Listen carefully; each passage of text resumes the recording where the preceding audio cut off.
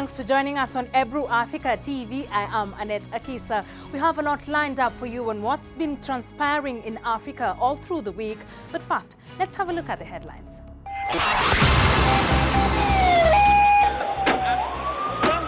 Nigeria blast.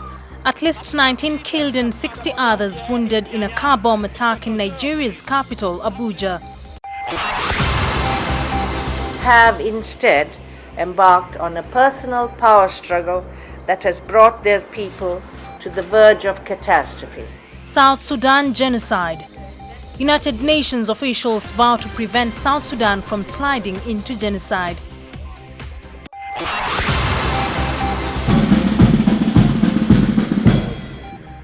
Labor Day celebrations.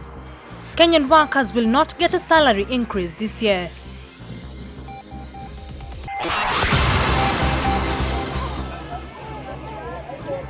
And DRC fighters in the Democratic Republic of Congo surrender weapons after M23 rebel defeat.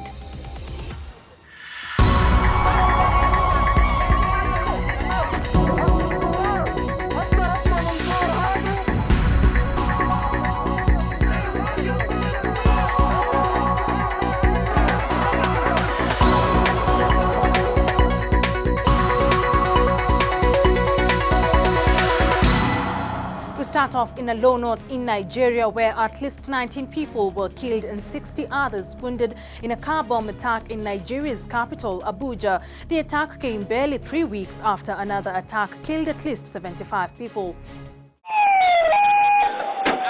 The explosion happened in the suburb of Nyanya, close to a motor park where at least 70 people died in a bomb blast barely 3 weeks ago. Police and a detachment of the State Security Service.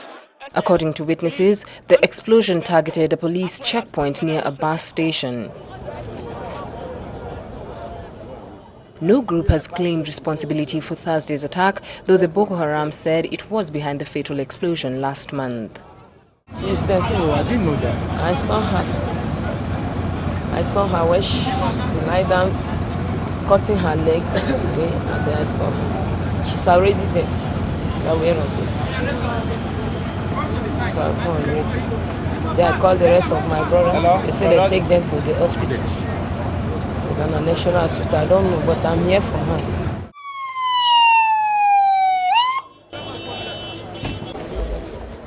Much of Boko Haram's recent violence has targeted the remote northeast, the group's historic stronghold, where more than 1,500 people have been killed already this year. Abuja is to host the World Economic Forum on Africa, with Chinese Premier Li Keqiang as an honored guest.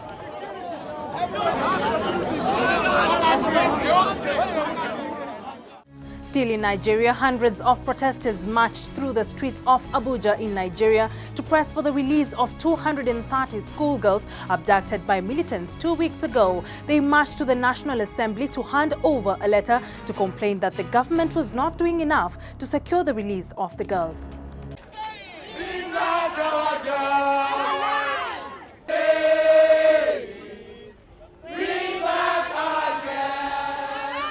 Scores of suspected Boko Haram gunmen stormed an all-girls secondary school in the village of Chibok in Borno State, packing the teenagers onto trucks and disappearing into a remote hilly area along the Cameroon border. Some girls have managed to go back home, but others are still being held, some believed to have been married off to fighters. Anger has mounted in recent days over the abductions. Parents have criticized the government's search and rescue efforts, and the number of missing girls has been disputed. The protest labeled the Million Woman March had been called by the Women for Peace and Justice organization. The demonstrators began their march outside the Hilton Abuja, one of Africa's most expensive hotels, where in a week's time, Nigeria will be hosting the World Economic Forum under tight security.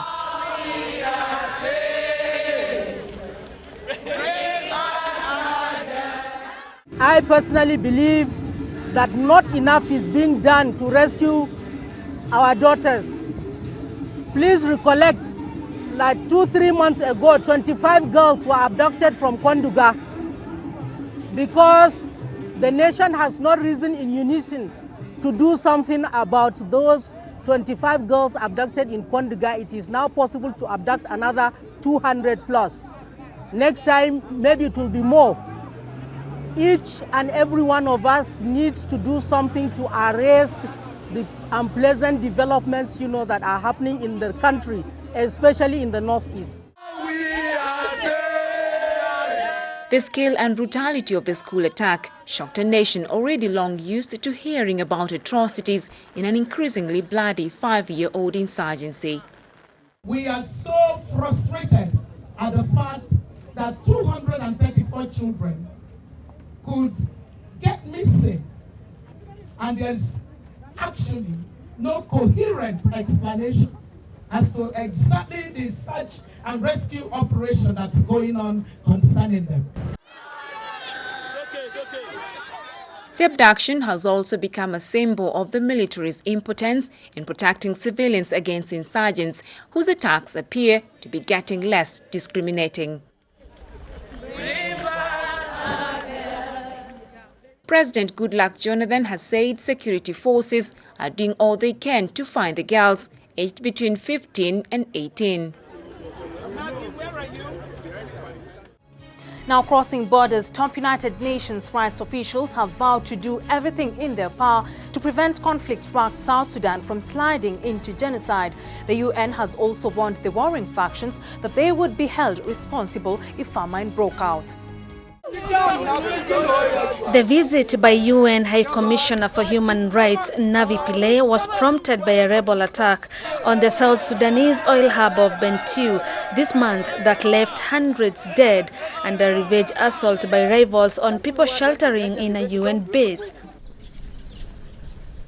The delegation noted that a personal power struggle between South Sudan's leaders is driving Africa's newest nation to a catastrophe. According to the United Nations rights chief, the warring factions are doing much to steer South Sudan to stability. Unfortunately, virtually everything I have seen or heard on this mission has reinforced the view that the country's leaders, instead of seizing their chance to steer their impoverished and war-battered young nation to stability and greater prosperity, have instead embarked on a personal power struggle that has brought their people to the verge of catastrophe. Hello.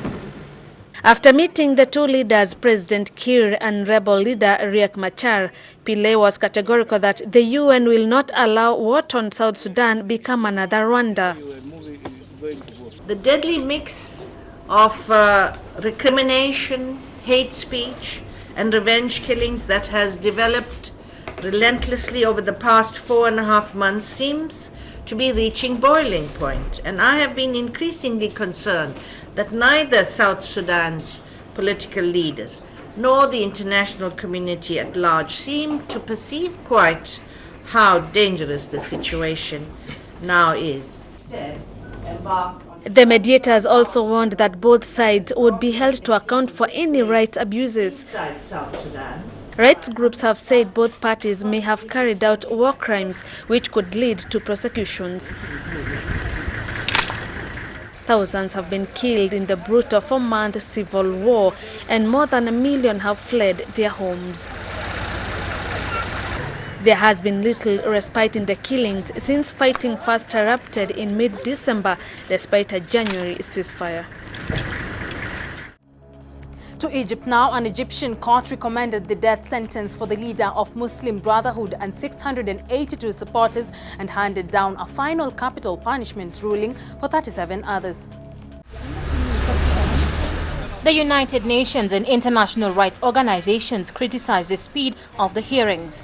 The defendants are accused of inciting violence and murdering a policeman in the town of Al-Dawa in Egypt's south province of Mina last year. We're here to make sure and see if justice can be done in these hearings and people get fair trials where all the evidence is out there where they can explain their situations, or the government would have to prove them, as we say in the United States in criminal cases, guilty beyond a reasonable doubt. So you have to show evidence, and it sounds to me like if you can convict one person, 500 people or more of injuring or killing one policeman, it's ridiculous. Defense lawyer Ahmad Hefni offered a more pragmatic explanation for the sentence. Many of the accused in the case are still on the run, and the maximum sentence is commonly applied when some defendants are missing at trial. Defense lawyer Ahmed Hefni ordered a more pragmatic explanation for the sentence. Many of the accused in the case are still on the run, and the maximum sentence is commonly applied when some defendants are missing at a trial, according to Hefni. He said it was probable that those who did attend the trial would have the sentence reduced on appeal. It's normal that the court will give the maximum sentence if the defendants or the lawyers didn't attend the trial. So it sentenced them to death in absentia. We will appeal and the death verdict will not be implemented.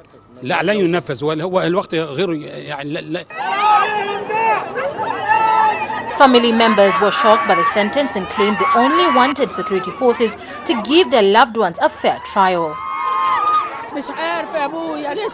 I don't care about the sentence which he got. They are all ugly. I have 2 younger sons and rent to pay. He used to support us. My son is innocent. He's unjustly tried. He's not from the Brotherhood. The Brotherhood committed the crimes and fled the country. The cases follow a violent crackdown on the Muslim Brotherhood since the ousting of Islamist President Mohamed Morsi last July. Hundreds have been killed and thousands arrested. Hundreds of the group's alleged supporters have already been sentenced to death with similar mass trials. The Grand Mufti, Egypt's top Islamic authority, will now review the sentences. A final decision is due in June. Still at the north of Africa, Abdelaziz Bouteflika was sworn in as Algeria's president for a 4th term on Monday in a televised ceremony after his re-election in a campaign he was too sick to take part in. Sitting in a wheelchair and dressed in a blue 3-piece suit and red tie, Bouteflika placed his right hand on the Quran as he repeated the oath read out by Supreme Court Chief Slimane Boudi.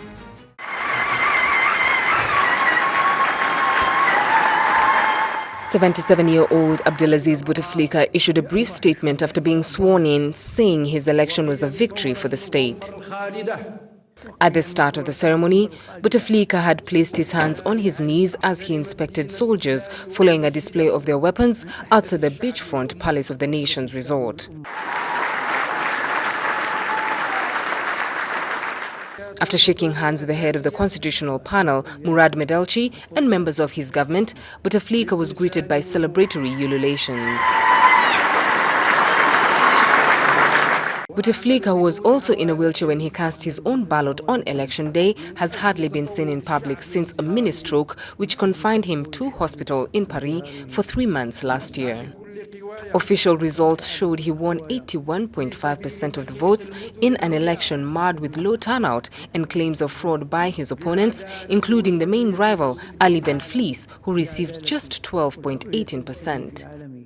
Bouteflika remains very popular with many Algerians for helping to end a devastating civil war in the 1990s, although many people have been clamoring for change.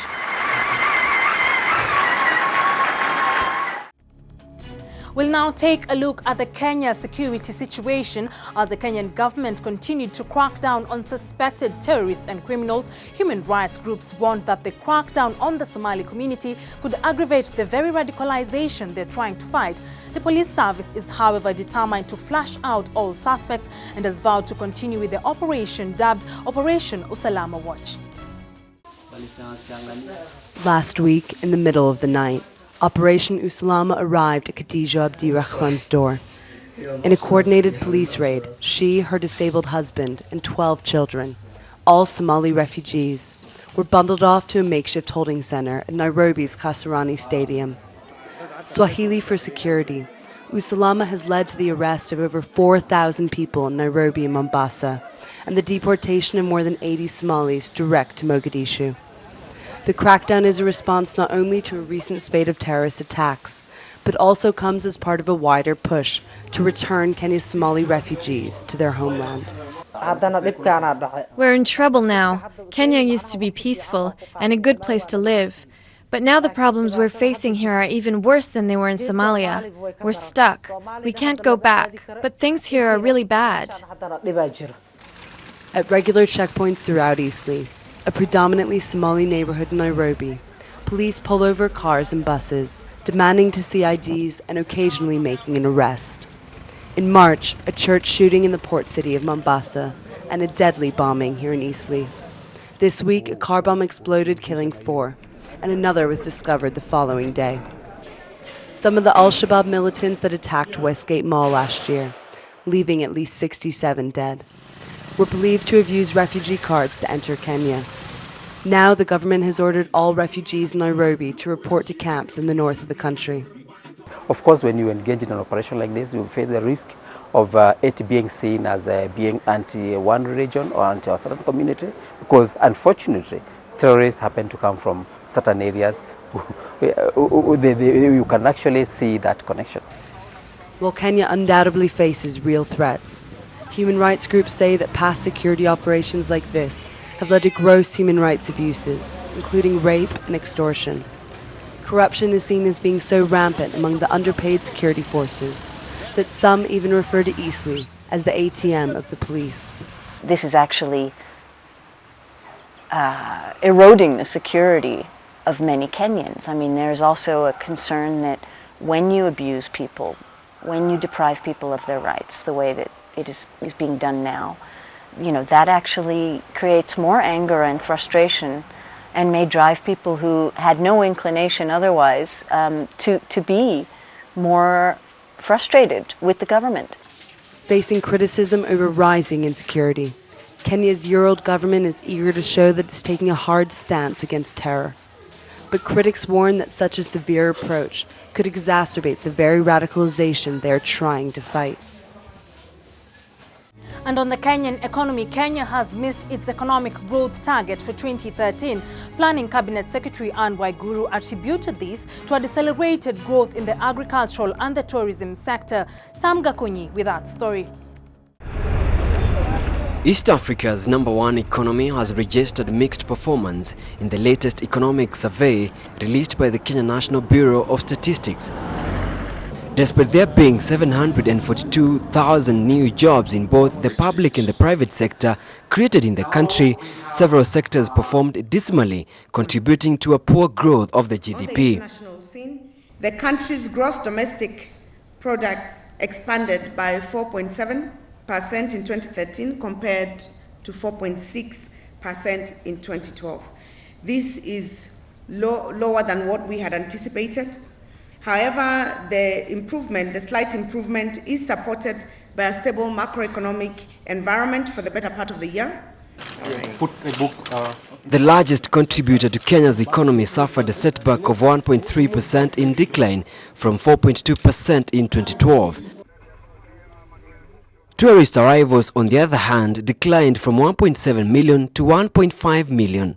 And the decline in international arrivals may be attributed to various travel advisories by traditional tourist markets due to security concerns. Exports and import ratio deteriorated by 2%, with exports declining by 3% and imports increasing by 2.8%. The building and construction sector expanded by 5.5%. The decline in inflation to 5.7% from 9.4% was registered, improved largely due to increased supply of basic foodstuffs and stable domestic prices of petroleum products. The government now has solid plans for the next financial year. The world trade volume is also expected to expand at 4.8%, supported by global commodity demand. The Cabinet Secretary says the country's prospects for enhanced growth are positive. However, the economy is faced with a number of potential internal and external risks that the ministry wants to avert by robust measures in agriculture and the transport sector. The government now wants every county to have at least one agricultural value addition plant. We expect operationalization of the development budget in the counties is expected to spur further economic growth. Now that the systems have been set up and the structures, we expect to see a lot more spending at the county level and also by the national government that has completely set up their structures. The macroeconomic stability witnessed in 2013 spilled into the first quarter of 2014 is likely to continue to the rest of the year. This with the commencement of the implementation of the second medium-term plan. We take a look at what transpired on the Labour Day celebrations. Kenyan workers will not get a salary increase this year. Labour Cabinet Secretary Kazungu Kambi appealed for more time, saying the government will consult workers' unions and employers and adjust the wages depending on performance of economy. Kamenegoro with that report.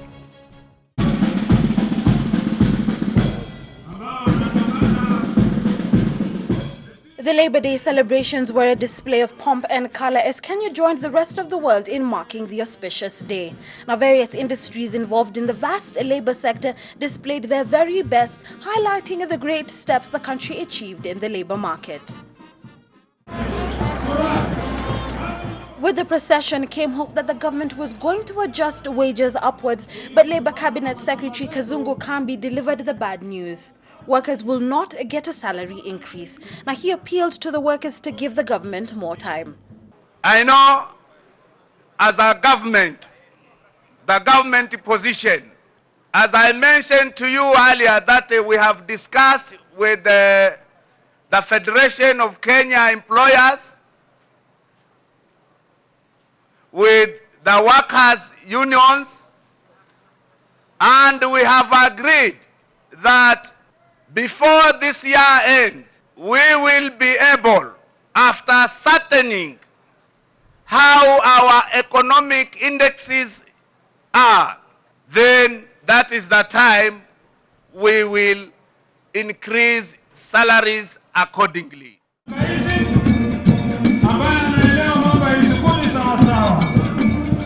Employers in Kenya had requested the government not to announce the new minimum wages, citing various reasons. On the other hand, the Federation of Kenya Employers chairperson Jacqueline Mugo noted the impressive display of the economic production capability of the country as an indication that the power to push the country's economy forward lies solely on the workers and employers. Today, as I sat and watched the procession after procession that went by, I realized the power of the workers and the power of the employers to drive our economy forward. The men and women who are gathered here today have played a key role in shaping the economy of this country, and I believe it is only fair that we honor them.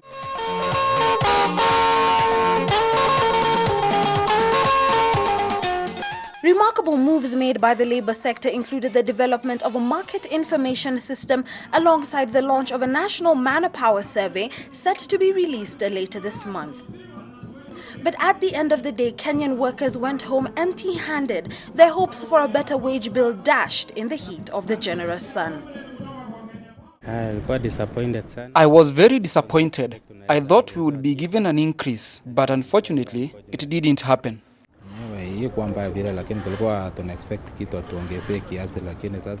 In all honesty, it was not all that bad, but we expected at least to have an increment.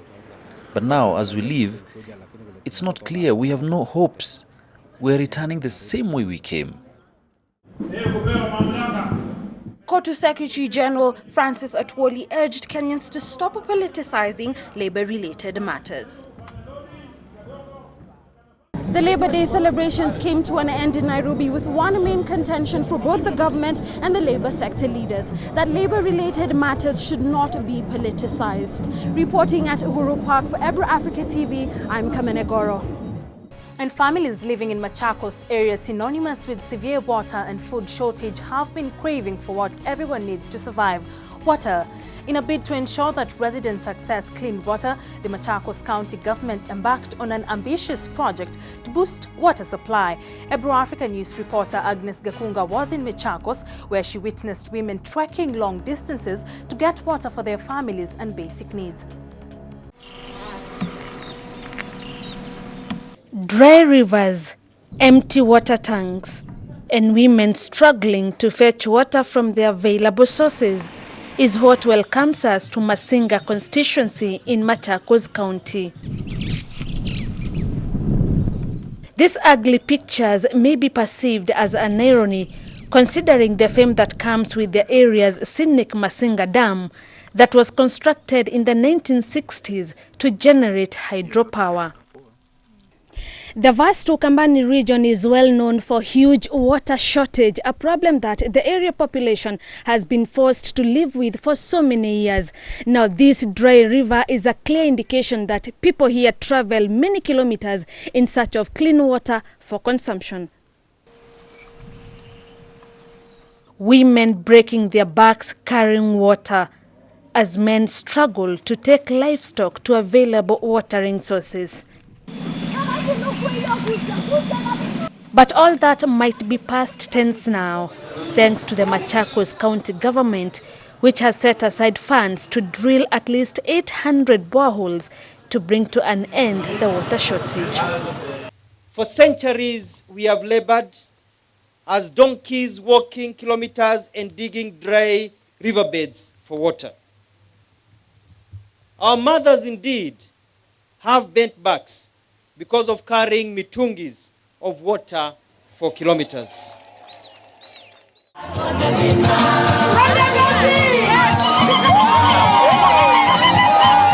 It is a long journey that Mutua believes will be completed and bring to an end the suffering and desperation of the people here. Access to clean and available water is a right and not a privilege.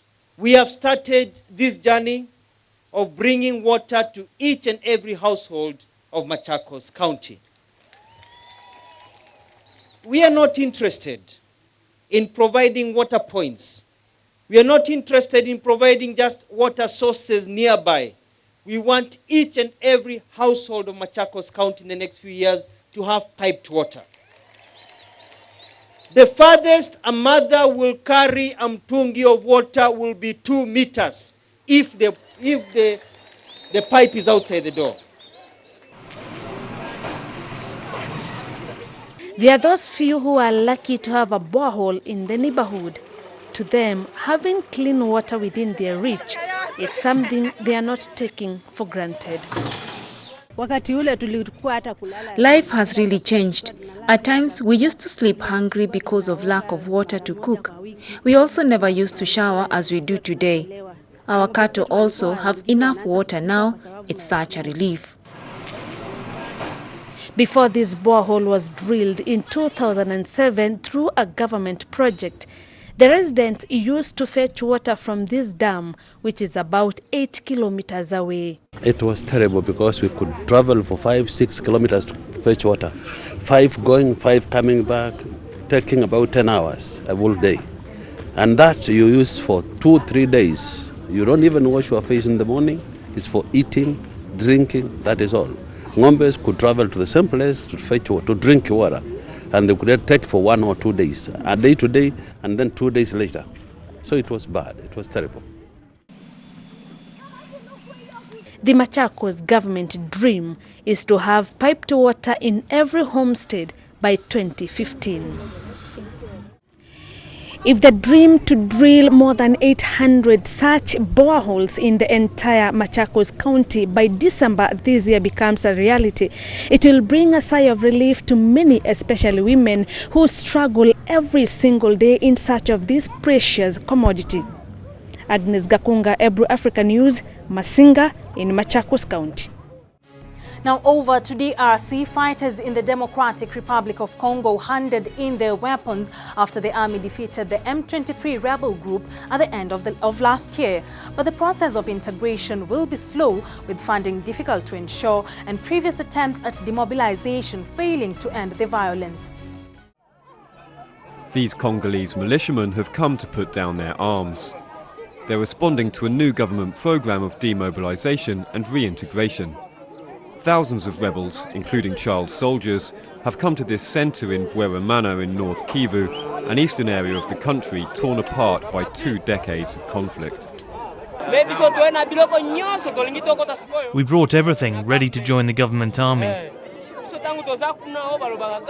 We were in the bush, but now have accepted to come here because the war is over. The army, supported by UN forces, defeated the region's biggest anti-government rebel group, the M23, at the end of last year. A few weeks later, the authorities launched the demobilization program, involving 12,000 militiamen from various armed groups. Progress was slow. It's true that not many weapons have been handed in, the same number as the fighters. It's also true that in the armed groups, not every fighter carried a weapon.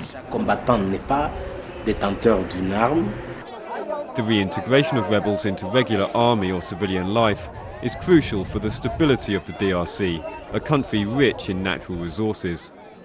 But the cost of the program is $100 million, and Kinshasa has found it hard to find donors. The European Union has shown willing, but at the same time demanded rigorous safeguards. All these people, what are they going to do? How are they going to reintegrate? What jobs can they have?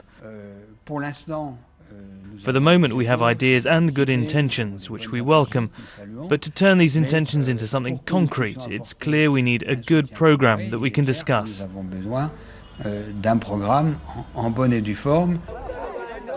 1,800 men from the Bweramana Center have now been dispatched to military bases for the next step in the process, identification and vetting. Since the end of Congo's second war in 2003, the government has twice launched programs to disarm rebels. But that didn't put an end to the violence in the east, and there are still some 50 armed groups in the country. To the Central African Republic, where some are trying to make the best of a volatile situation in a country torn by conflict, hundreds of people work with a united single aim: to find gold. Artisanal miners search for gold using infrastructure left behind by foreign companies when they fled the Central African Republic's ethnic violence. Using handmade picks and utensils, they chip at the rocks in the searing heat. Diamonds, gold and other minerals are to be found, and it's a far cry from the conflict-ridden restive capital Bangui, where thousands have died in violence. Canadian mining company Our Afrique abandoned its work site in Jubisi more than a year ago when its workers fled growing violence in the country. But despite the spiral of bloodletting that has pitted Muslims against Christians in revenge attacks in CAR over the past year, Christians and Muslims peacefully work together in Jubisi with a common mission. Here, if you're lucky, you can find 50 grams or 80 grams in a 50-kilogram bag. Not everyone on the hillside has such good fortune. The mining infrastructure was left to the local population after conflict broke out last year. I come here to find money, to go and buy food, but it's hard here. It's not easy for me to find it.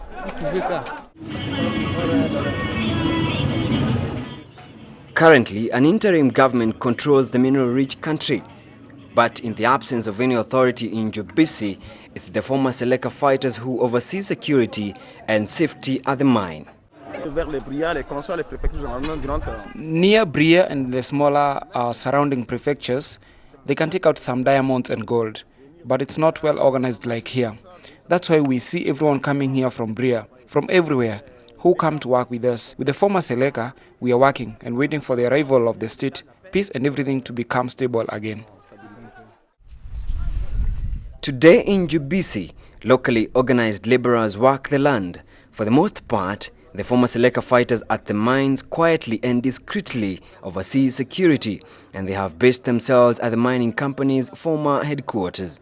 If the market rate of the day is $52 for a gram of gold, the miners will be paid $31 per gram for the gold, so that the trader makes a profit as well. In the meantime, while the local workers wait for peace to return to their land, they are washing the earth themselves kilogram by kilogram, searching for the gold hidden among the dirt. Join me next week for more on what's been going on in Africa. I am Annette Akisa. Have a lovely weekend.